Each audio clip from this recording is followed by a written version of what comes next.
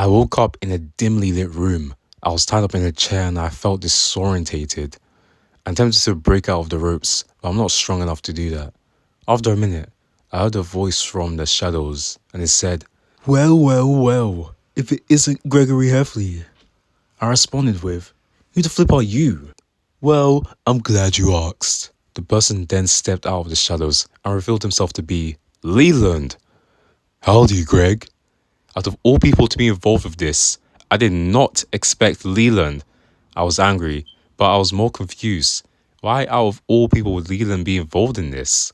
So I asked him and, okay then, let me start at the beginning. It all started when, while I was going to roleplay as my Magic and Monsters character, I found this strange stone in my grandmother's drawer. I decided to wear it as part of my outfit and went out to Hardscroll Farms until I came across a cave. I went in it, only to be met with the beast. But it didn't do anything. Instead, it just stood there like a statue staring at the stone that I used as an amulet. I then told it to go away, and it did. After a while, I put 2 and 2 together and realized that this stone basically controls it. There it was. That fat had it the whole time. The Stone of Obedience? Oh, so that's what it's called. And now that I knew as to how this happened, I then asked him as to why he was doing this. And well, his answer speaks for itself. Well, Greg, I just wanted to use this to make a horror movie based around this. Seriously? You murdered almost an entire town just because you wanted to make a movie? Oh, come on. Most of my dirty work was done by my disciples. Speaking of which, Leland then called for someone to come down. I noticed some light come through the stairs, so I guess that I was in a basement. 2 shadowy figures came out and came into the light, and to my shock, it was Rowley and Holly. We're sorry, Greg. Bro, I just knew it was Rowley, Holly, and Leland, bro. Oh my day. Well, I was shocked that Rowley and Holly were working with Leland, though I did know that Rowley was up to something, just because of how suspicious he was and there was the note Holly made. At first, I was shocked, then I was peed. I mean, of course I would be peed. If I found out my friends were helping some lunatic make a movie, I angrily yelled at them, telling them why would they work with Leland. I'm so sorry, Greg. Will you ever forgive me? I'm so sorry I lied to you, Greg. I was just... Oh, I know the answer. Leland then started to explain in a jolly tone about how he managed to get Rowley and Holly to help me. And not gonna lie, I feel disturbed and even disgusted about what Leland did to them. So, here's everything that came out of Leland's mouth. I noticed that it was hungry, so I tried to feed it with a steak, but it threw up. I tried to feed it with other types of meat, but it just threw up. Then I had a thought, what if it was human flesh? Then I had a thought, what if it wants human flesh?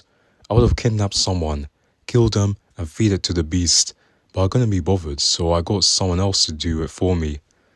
Hey Rowley, want to help me with a special project? Sure, Leland. What is it?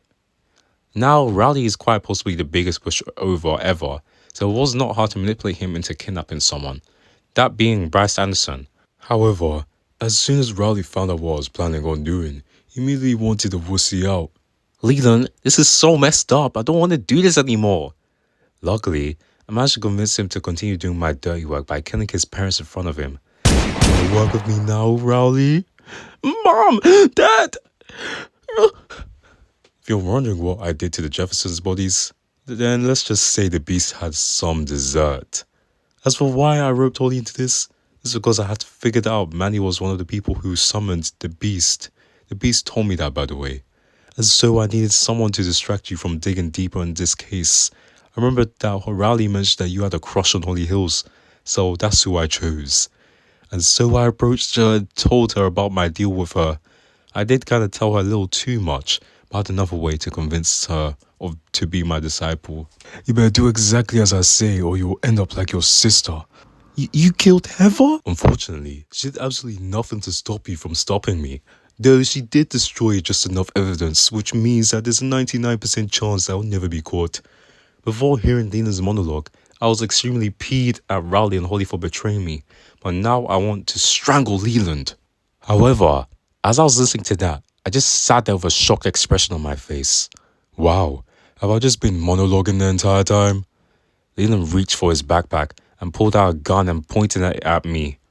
Well, I'm done explaining my evil plan. So time to die, Greg. You know what? Just pull the flipping trigger and get it over with already. Leland didn't shoot me. Instead he said, I don't really feel like being the one to shoot you. He gave the gun to Raleigh and told him to use it to kill me. Okay, Raleigh, go use this to kill Greg. Raleigh, of course, didn't want to kill me, so he protested until Leland pulled out another gun. I gave you a very specific order to kill Greg, so do it or you'll be dead. Raleigh pointed the gun at me for a second. I thought he was going to shoot me, until he spun around and attempted to shoot Leland, but turns out his gun was empty. Oh, Raleigh, you dumber. This was supposed to be a... I noticed that Holly was reaching for something in the backpack. After a while, I noticed that she had pulled a knife out of the backpack and used it to stab Leland. Oh, son of a... Holly attempted to stab Leland again, but Leland shot his gun at her. Luckily, it didn't hit her, but it made her drop her knife, and before she could pick it up again, Leland got it. Well, have to admit, I am impressed that you outsmarted me there, Holly. Leland told Holly to get next to Raleigh, and since Leland was pointing a gun at her, she didn't have much of a choice. That's when Leland started to explain what he was going to do with Raleigh and Holly. As I was saying, Raleigh, this was supposed to be a test of your loyalty to me, and you failed. As for you, Holly, for quite literally backstabbing me, you'll be given the same punishment that will be given to Raleigh. Both of you, as well as Greg, will become the final victims of the Beast. Leland started to walk over to a dark corner of the room. He put on the Stone of Obedience and pulled out a key. I looked closely and saw that he was approaching the cage. I heard growling coming from the cage, and that's when I realized that the Beast was inside it. It's dinner time! Raleigh and Holly were panicking, so they started to apologize to me. Holly said, I'm so sorry I tricked you. I just didn't want to die. Raleigh started to cry and said, I'm so sorry I helped Leland. I'll do anything to be friends again, even do all of your chores. I calmed them down and told them, alright, I have a plan. First thing to do is untie me. Once Raleigh and Holly were done untying me, I told them my plan is finally to banish the beasts. Raleigh, do you have my backpack? Yeah, Holly has it. Good. That has all of the necessary supplies to banish the beast. Me and Holly will distract the beast while you grab the Stone of Obedience from Leland. Okay, but are you sure I can steal that thing from Leland? I told Raleigh that he could probably take the stone away from Leland since he would be pretty weak after being stabbed by Holly. I looked over and saw that Leland was resting due to his injury. Okay, go kill and eat them. I'm just going to rest here. I told Raleigh and Holly that I had some bullets for the gun in my backpack, so I told Raleigh to give his gun to Holly, which he did.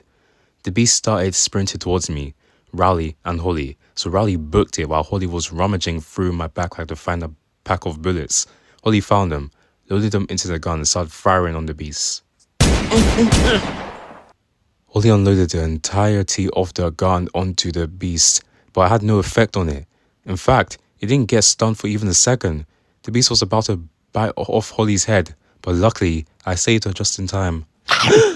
Unfortunately, Holly dropped the gun, and the beast was about to lunge at us, so me and Holly had to run as fast as we could. Meanwhile, Raleigh had gone to Leland and he was trying to get the stone from him. Give me the stone, Leland. How about you get eaten instead? Leland pulled out his gun and threatened to shoot Raleigh if he attempted to grab the stone. Move one step closer and you are. But Raleigh just kicked Leland, which was enough to knock him to the floor. Probably due to him being weak, due to being stabbed. Oh! Me and Holly had just ran into a dead end, and the beast was just about to kill and eat us until Raleigh picked up the stone and told it to stop. Stop! The beast stopped dead in its tracks. Me and Holly breathed a sigh of relief, because if it had been a couple of seconds later, then it would have been too late. I was about to tell him to go to the backpack and perform the ritual to banish it. That was until Raleigh yelled, "Kill Leland!" Without any hesitation, the beast ran up to Leland and picked him up and began to kill him. Wait, stop! You're supposed to obey me only! Stop, please!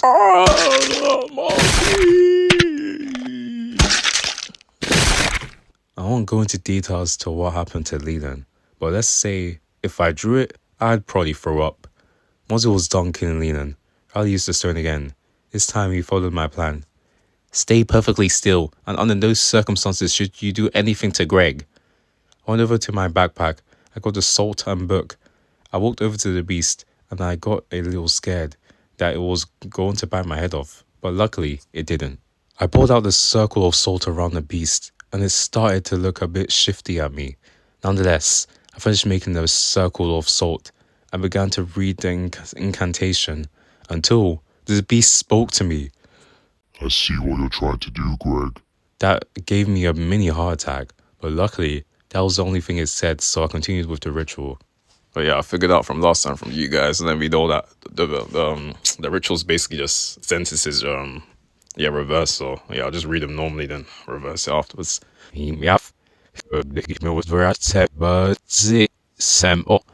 Once I was done reciting the incantation, flames started to burst around the circle of salt, which quickly consumed the beast. I expected it to start screaming in agony, but instead it spoke to me again, in a scarily calm voice. I can see that smirk forming on your face. I bet you're thinking I've done it. The beast's reign of terror is finally over. Holy crap, that's my voice. And while you may have hindered me, just as long as someone says the magic words, I will return. And when I return, you will be the main course in my rampage, Greg.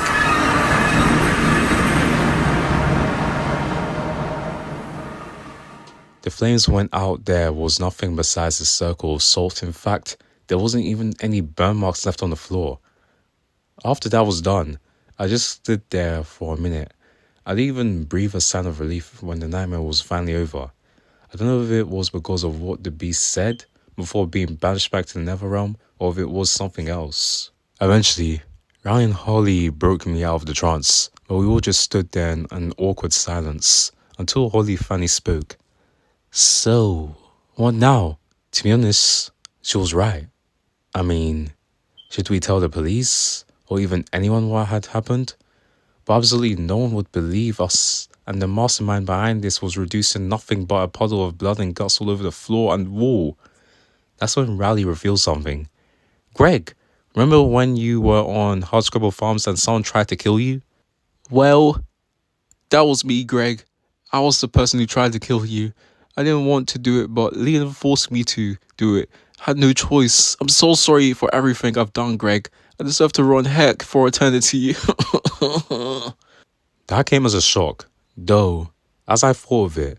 I remembered that all the way back at the hospital, Riley had a cast, and I had put two and two together and realized that I had shot Riley all the way back at Hardscrabble Farms. Riley was having a complete breakdown, so I had to calm him down. Look, Riley, you were forced to do that crap by Leland, and he threatened you with death if you didn't comply. So all the fault should be put on Leland instead. You're not to blame.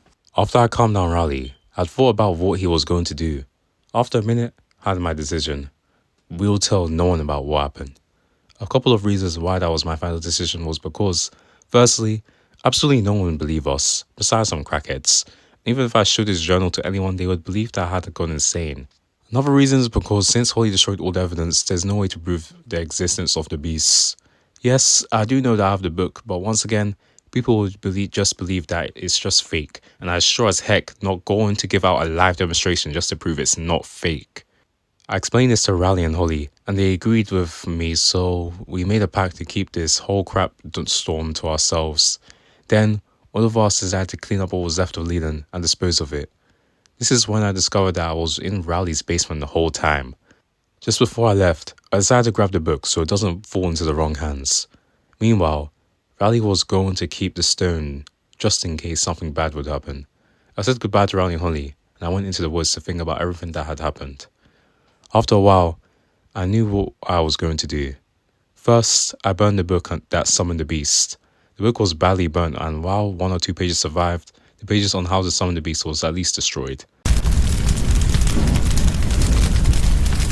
But, just to make sure absolutely no one finds this, I dug a hole to bury it. I also decided to bury my journal in there too. I honestly think that this thing will only bring back bad memories, so I want to move on. Though, if I want to reread it someday, I did put some 6 on the freshly dug hole to know where it was. This will be my final entry in this journal.